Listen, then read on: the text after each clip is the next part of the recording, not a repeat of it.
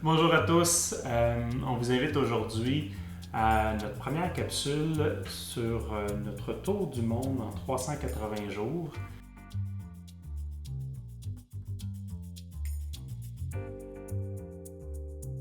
Moi, c'est Julie Trudel. Moi, c'est Patrick Leclerc Je suis dans la cinquantaine. et je suis un petit peu plus jeune, quarantaine. C'est ça. À peine, à peine. On est des voyageurs déjà. On a déjà voyagé.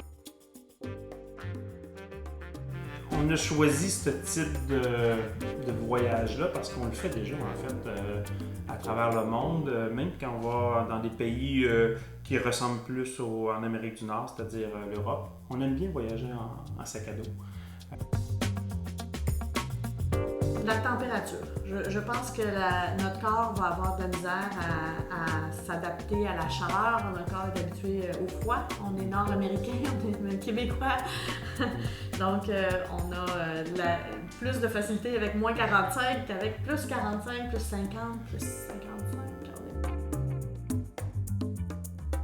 L'aventure pour moi, c'est surtout sortir de sa routine, c'est surtout aller explorer des choses que je ne connais pas. Me mettre en danger, contrôler. Aller vers l'autre, aller vers l'inconnu, c'est beaucoup ça pour moi l'aventure. En fait, Patrick, c'est lui qui a eu l'idée de faire ce voyage-là. Au début, COVID, quand on ne pouvait plus voyager nulle part, on ne pouvait même plus planifier un voyage. Donc là, tu t'es dit, et si on planifiait un voyage pour dans 5 ans? On est très compatibles, en fait. C'est une bonne façon. On se complète bien dans l'organisation de voyage, mais aussi quand on l'exécute, le voyage. Rendu dans la cinquantaine, j'ai le goût d'essayer ça avant de ne plus être capable de voyager, des grands voyages. Donc, j'ai le goût de me mettre en défi, c'est ça, de me mettre pas en danger, En zone d'inconfort. En zone d'inconfort pour aller à la rencontre de l'autre. Sûrement. Sûrement. En fait, je suis très ouvert à la diversité alimentaire, tout ce qui est insectes, je vais le faire, mets particuliers. Je vais avoir de la difficulté avec des aliments qui ont une forte odeur. Donc, je l'ai essayé dans le passé et j'ai peut-être un blocage par rapport. J'ai essayé un œuf de Milan. Un œuf de Milan, ça n'a pas passé. 6 chameaux. 6 chameaux. Pas en bas de 6 chameaux. D'accord. Je l'ai déjà dit. C'est enregistré, c'est noté. Parfait.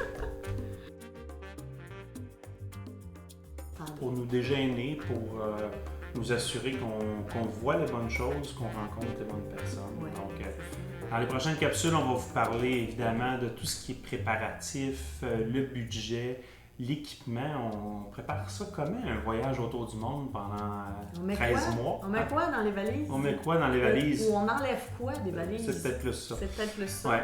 On va préparer aussi tout ce qui est médical, les vaccins, l'équipement des premiers soins. L'itinéraire qui est déjà, on en est à une 3e version.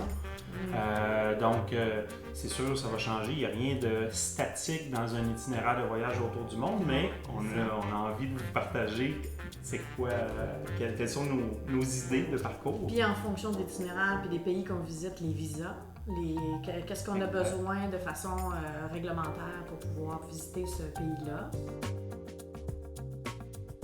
Je remercie mon ami Yves qui m'a partagé cette question-là à poser à toutes les régions où on va aller dans le monde.